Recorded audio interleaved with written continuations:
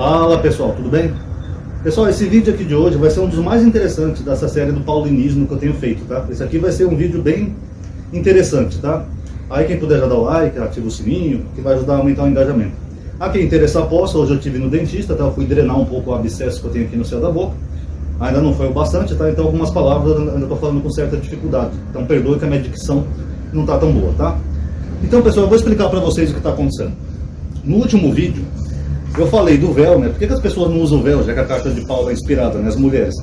E as pessoas se focaram tanto nesse negócio do véu, que esqueceram disso daqui, que era o ponto mais importante. Ó, que Paulo falou que é desonroso o homem ter cabelo comprido, indo contra a própria lei de Deus, né?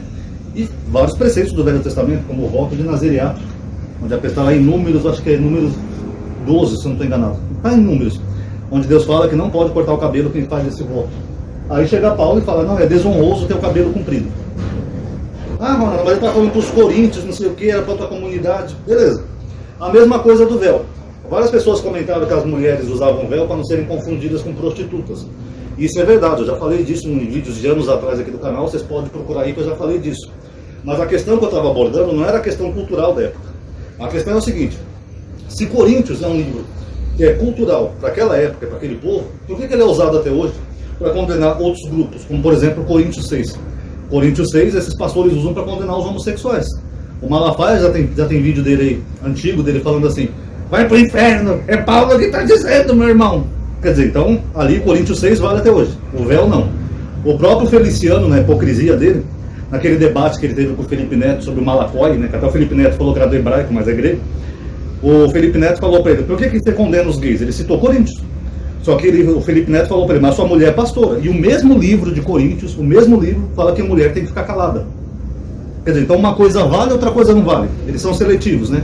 Aquilo que eu acho que é cultural de uma época, eu não sigo. Agora, aquilo que eu acho que eu abomino, que eu tenho preconceito, é eterno e vale. Qual que é o critério, afinal? Então é meia Bíblia só que vale, é só o que a pessoa entende que vale. Então eu vou fazer o seguinte nesse vídeo.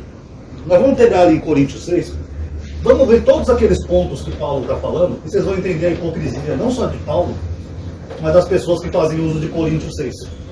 Dizendo que vale até hoje, a palavra de Deus. O véu não. O véu era só costume cultural daquela época para as mulheres não serem confundidas com prostitutas. Aí é complicado, né, pessoal? Vamos abrir aqui Coríntios. 1 Coríntios 6. A partir do versículo...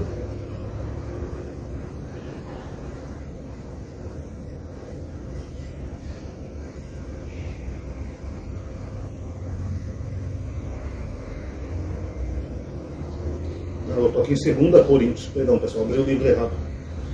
Isso que eu não estou achando aqui. 1 Coríntios 6.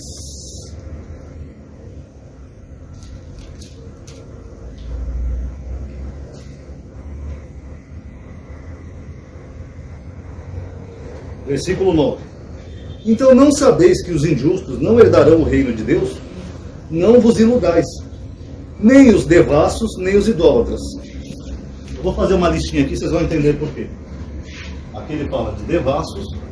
Eu estou escrevendo pequeno, pessoal, porque em algum momento eu vou poder usar ali do lado. Idólatra eu vou colocar em vermelho. Eu vou destacar isso daqui. Daqui a pouco vocês vão entender por quê. Idólatras.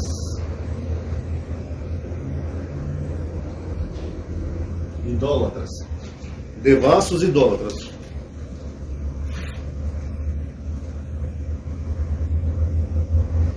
Nem os adúlteros, nem os depravados. Adúlteros.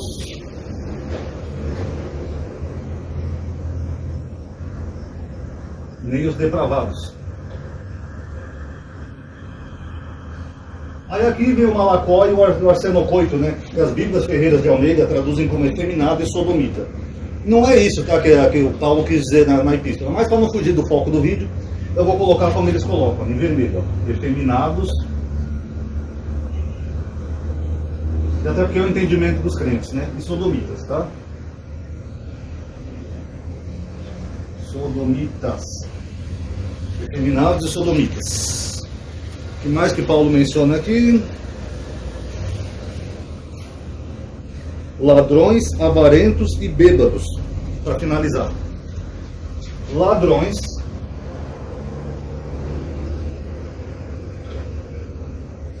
avarentos e os bêbados.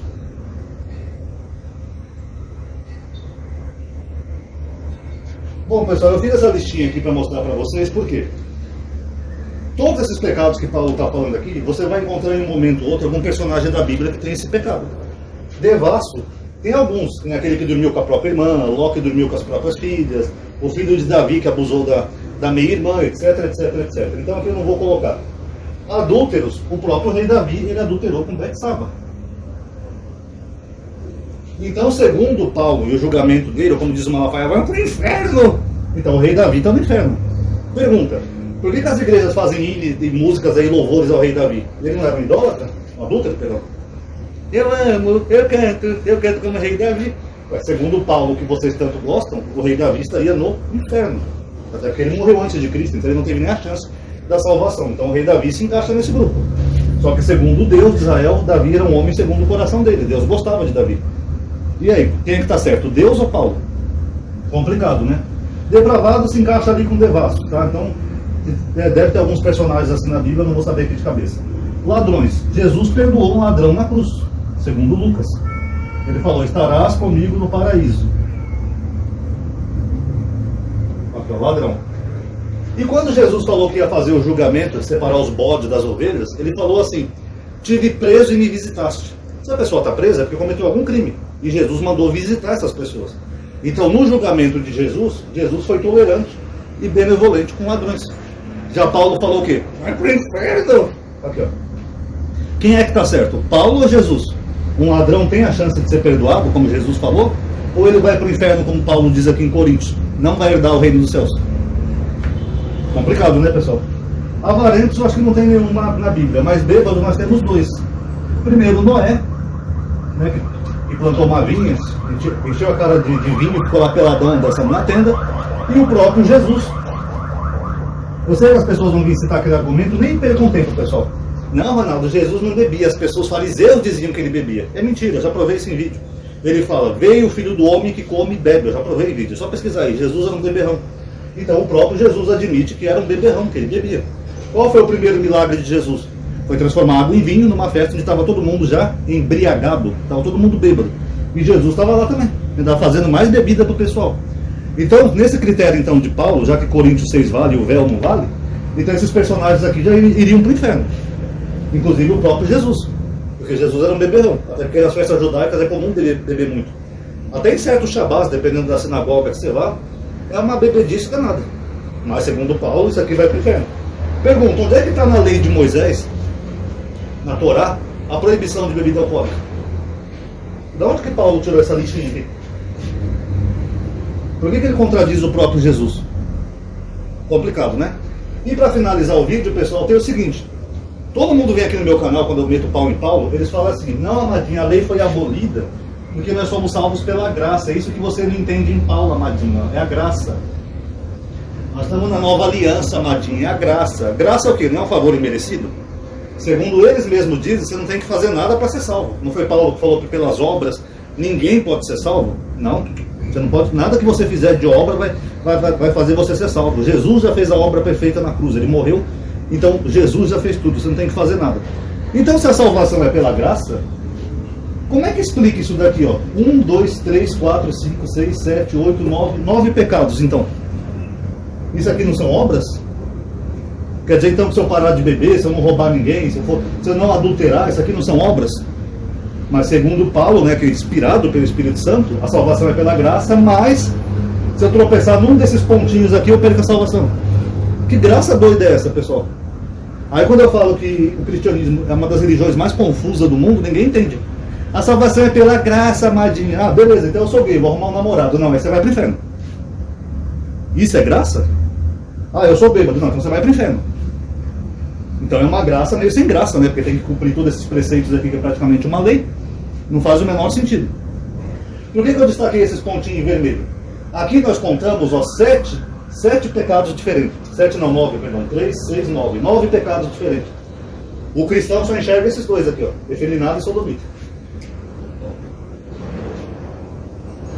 Na ótica deles é só o que vale de Coríntios para hoje, é isso daqui.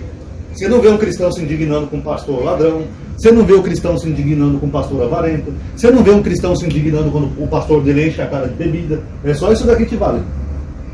Como é que eles interpretam a Bíblia assim, pessoal? Qual é o critério? Ó, tudo isso daqui não vale mais. É só esses dois aqui, ó, efeminado e sodomita. Aí é complicado, né, pessoal?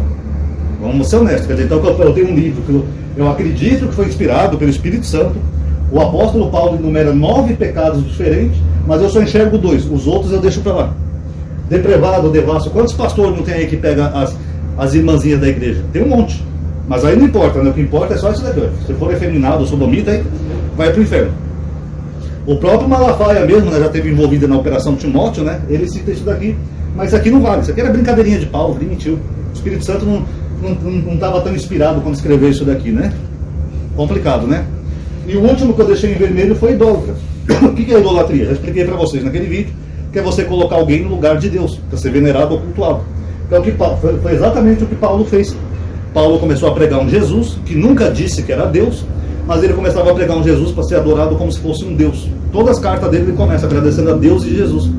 Então como que Paulo coloca aqui na lista uma coisa que ele mesmo fazia? Aliás, a igreja hoje ela só é idólatra e só tem essa concepção de trindade graças ao Evangelho de João e às cartas de Paulo. A verdade é essa. Ele coloca Jesus num patamar, qualquer teólogo sério sabe disso, num patamar divino que gerou um culto a uma pessoa que tecnicamente nunca disse que era Deus. Mas ele mesmo coloca. Então, se eu for seguir a lista do próprio Paulo, ele mesmo está no inferno. E outra, um castigo pior, né? Como diz lá em Tiago, que os mestres têm punição pior. Como ele inseriu idolatria em toda a igreja, então ele também vai para o inferno. Aí eu termino o vídeo dizendo o seguinte: já que o véu era uma coisa cultural daquela época, aqui é uma coisa cultural daquela época, só para a comunidade de Corinto e é para toda a igreja. Não, Martinho, é para toda a igreja. Então por que você só enxerga esses dois aqui? E como é que você vai ser salvo pela graça se você tem que seguir coisas que são da lei? Porque a proibição sexual, os crentes, tá? Eles enxergam lá em Levítico. Não é da lei Levítico? Mas Paulo não falou que Jesus aboliu a lei, aboliu os mandamentos, que tudo que ele aprendeu no judaísmo servia de esterco?